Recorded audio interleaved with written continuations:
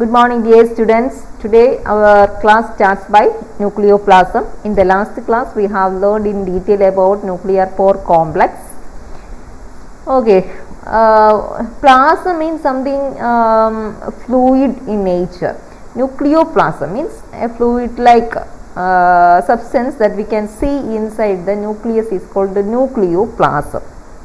And that term is coined by Strasburger in 1882. Okay, then what is nucleoplasm? In what way we can explain it? It is a highly viscous liquid inside the nucleus. Viscous means it is not watery, it is more thicker. So it's a viscous liquid that we can see inside the nucleus. And nucleoplasm is divided into two, that are karyoplasm and karyolymph. In what way they differ each other? Karyoplasm is a gel-like nucleoplasm, jelly-like, and karyolymph is a colloid-like. What is colloid? An example is salt solution. Salt solution, it is a mixture of two substances. So karyolymph, it is like a colloid. Okay, then what about the composition of nucleoplasm? It consists of nucleotides of DNA and RNA. Nucleotides means they are building blocks of DNA and RNA. So many nucleotides join one by one to form this DNA and RNA, and that constitute one component constitution of the nucleoplasm. And next is proteins. Protein also is a component that present in nucleoplasm. Enzymes. Enzymes means those that is necessary to carry out DNA replication and repair. Those enzymes that also present there. Then hormones and water, and also one special structure, that is nucleolus. These are the components that present inside the nucleoplasm. And what about the nuclear matrix? Matrix, in this picture we can clearly see that it is composed of a network of filamentous protein fibers, and that network of filamentous protein fibers are called the nuclear matrix.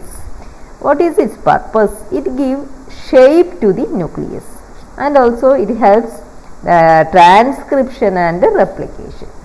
DNA transcription is there. For that process is carrying out with the help of this nuclear matrix. Nuclear matrix supports that transcription process and also DNA replication.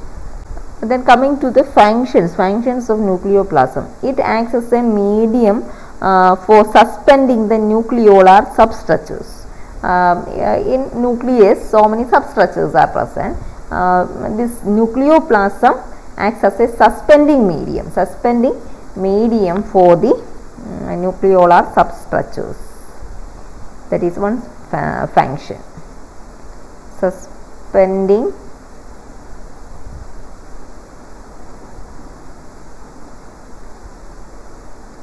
medium, first function. Second function, it gives shape to what? Shape and also structure to nucleus. It gives shape. Third function, what?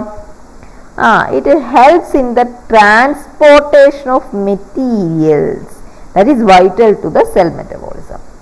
For the cell metabolism, so many important molecules are essential, and for the transportation of those essential materials, who is helping this nucleoplasm? So we can write it as transportation. Then we need to understand the transportation of what? Transportation of vital materials that is necessary for the cell metabolism. Okay. And coming to the nucleolus. Nucleolus is the largest substructure seen inside the nucleus. In more clear way, how can we understand what is nucleolus? It is simply a region inside the nucleus where aggregate or clumping of RNAs and proteins. RNAs and proteins formed. That regions inside the nucleus. Suppose if it is nucleus, the region where an aggregate of RNA and protein seen, that region are called nucleolus. Then RNA means which type of RNA? They are rRNA. R stands for ribosome. That means these RNAs need to get incorporated into the ribosomal subunit during their assembly inside the nucleolus. Okay, and proteins means these are ribosomal proteins, means they also need to get incorporated inside the ribosome during their assembly inside the nucleolus. So nucleolus, a nucleolus is simply an assemblage of rRNA and proteins. And as it is an RNA, we know that RNA can only be transcribed out from a DNA. Okay, that means the genes that is coding for this RNA is located in some portions of chromosome. Next, we are going to see in which all chromosomes these genes are located. Genes means genes coding for rRNA. That's I will explain to you. In our chromosome, we know that 23 pairs are there, and in chromosome number 13, 14, 15, 21 and 22. In these chromosomes, it carries genes for these rRNAs. Okay, and in chromosome number 1, it carries the gene for 5S rRNA. Okay, and so that portions of the chromosomes, we can call it as nucleolar organizing region. Why? Because nucleoli is forming around these chromosomes. These chromosomes which carry genes for ribosomal RNA. Okay, I think it's very clear to you. Can go back. So, a nucleolus is a non-membrane bound mass of fibrils and granules, means proteins. What are the functions of nucleolus? It is clear that they are involved in the ribosome production. Ribosome production means assembly of ribosome by incorporating its required rRNAs and proteins inside a ribosome. In that way, it helps in the assembly. Then biogenesis of other types of RNA, that also another function. And also in the assemblance of signal recognition particle. There are certain particles that is helping the translocation of proteins to endoplasmic reticulum. Okay, these are the functions of nucleoles. Okay, I think it's clear to you. Then I am going to explain more about the nucleolar organizing centers and the nucleolar cycle. Notice this term, nucleolar cycle. Cycle means something is changing in a cyclical way. So, as here it is mentioned that nucleolar cycle, that means the changes, some changes are happening to the nucleolus in a cyclical way. It is repeating again and again cyclically. And that cyclical change happens when along with the cell cycle, during the cell cycle. Cell cycle, it has so many stages, phases are there. If we take the case of mitosis, it begins by prophase. In the beginning of prophase, by the beginning of prophase or mitosis, what happens? That nucleolus, its size reduce, it shrink, and later gradually it dissociates in the beginning of mitosis. And later, towards the end of the mitosis, that is in telophase, what happens? Again that nucleolus reconstituted, and inside that assembled nucleolus, what we can see? Certain loops, means certain regions of chromosome, or otherwise some portions of DNA we can see. That DNA we are calling it as rDNA. We can see certain loops of DNA inside that assembled nucleolus. And this rDNA contain genes that codes for the rRNA. Okay, and we already come across these terms just before. I think you all understand what is this rRNA, what this R stands for, everything. I hope that you know that. Okay. Coming to the point, that rDNA contain genes that code for the rRNA. Okay, and from that gene cluster, first what is transcribed? I will draw here. This is the rDNA. rDNA. First that rDNA get transcribed and give rise to a long rRNA. What's the name of that initial long rRNA? It is called 45S rRNA. First formed rRNA from the rDNA. Later it get spliced. Splice means it is cut into pieces with the help of some enzymes called spliceosome. You will learn about spliceosome later in your higher classes. Anyway, just understand that it is cut into pieces with the help of some enzyme. Say multi-subunit enzyme. It's an organization, assemblance of different enzymes together. That is spliceosome. That is doing this splicing or cutting of that initial long rRNA. And what are the name for each piece of small rRNA? They are 5.8S, then 18S, 28S, and one more. That is 5S rRNA. Okay, why we wrote this 5S rRNA away from the other three? There is one difference. All these 5.8S, 18S, and 28S, all these rRNAs are formed from the rDNA or the chromosomal region that's seen inside the nucleolus. But this 5S rRNA, that RNA is coded by that DNA region that is seen outside the nucleolus. That means its transcription takes place outside the nucleolus. Okay, that is the difference. And which is the prime enzyme that is doing all this transcription?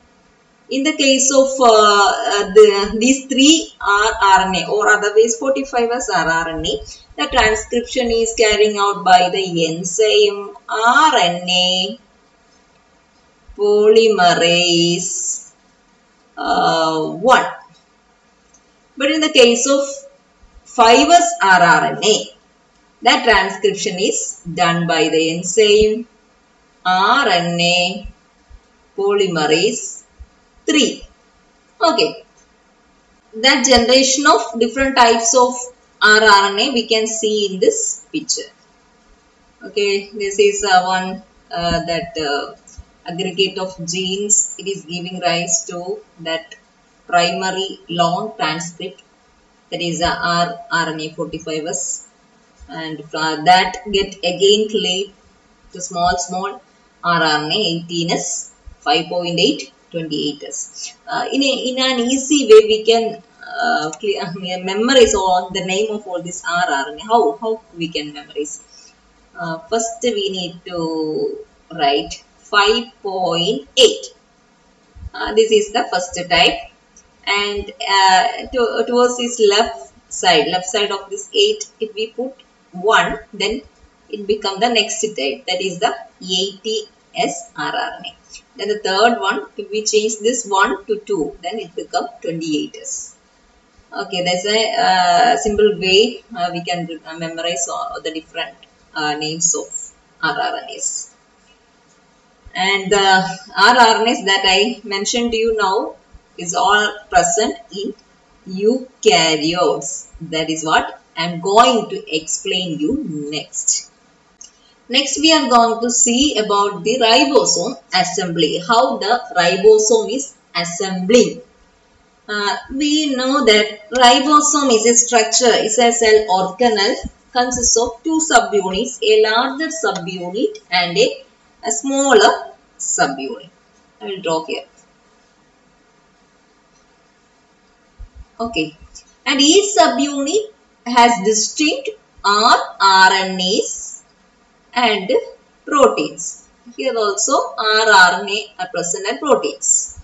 Okay, and the ribosome differ from prokaryote and eukaryote. Eukaryotes ribosome is different from prokaryotes. In what way it differ? Depending upon its sedimentation coefficient and the rRNA that present inside the subunits. In the case of prokaryotes, the sedimentation coefficient of ribosome is 70S. And so we are calling the ribosome of prokaryote as 70S ribosome. And what about its subunits? We know that there will be one large subunit and small subunit. That large subunit is called 50S. That means its sedimentation coefficient is 50S. And the small is 30S. And in each subunit, next we need to know which are the rRNAs and rRNAs present. In the large subunit, in the case of prokaryotes, which are the different rRNAs present? They are 23S, then 5S. These are the two different rRNA present in the large subunit in the case of prokaryote. Then what about the small subunit, that is 30S?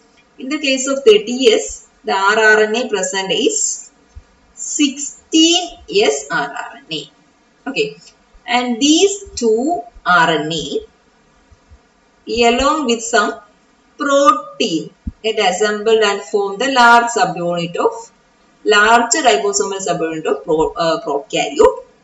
And the 16S rRNA along with some other proteins get assembled to the into the small subunit of ribosome in the case of prokaryotes. Okay, that's about prokaryotes ribosome assembly. How it is transcribing means that rRNA, from where it is forming, how it is splicing, everything I just mentioned to you privately. Okay. Next, we need to understand about eukaryotic ribosome. In the case of eukaryote, what is the type of ribosome? It is 80S. 80S. Why it is called 80S? Because based on its sedimentation coefficient, it got that name, 80S. Then what about the subunit? Larger subunit and smaller subunit. The larger subunit is 60S and the smaller subunit is 40S. Then what about the RNA content? Different.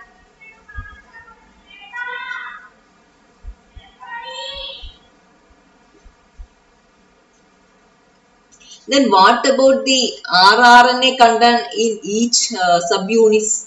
First we can examine the large, that is a 60S. And the 60S subunit contain 5.8S, 5S and 28S rRNA plus different protein that form the large subunit in the case of eukaryotes. Coming to the small subunit, which are the rRNA present. In the small subunit, the only single rRNA present is 18S along with some other protein that form its small subunit. That's all about the assembly of ribosome. Okay, I think it's very clear to you. With this, we can finish today's section. Thank you. I'm an icon, man. And my girl about a 10. I should fuck her in the Benz.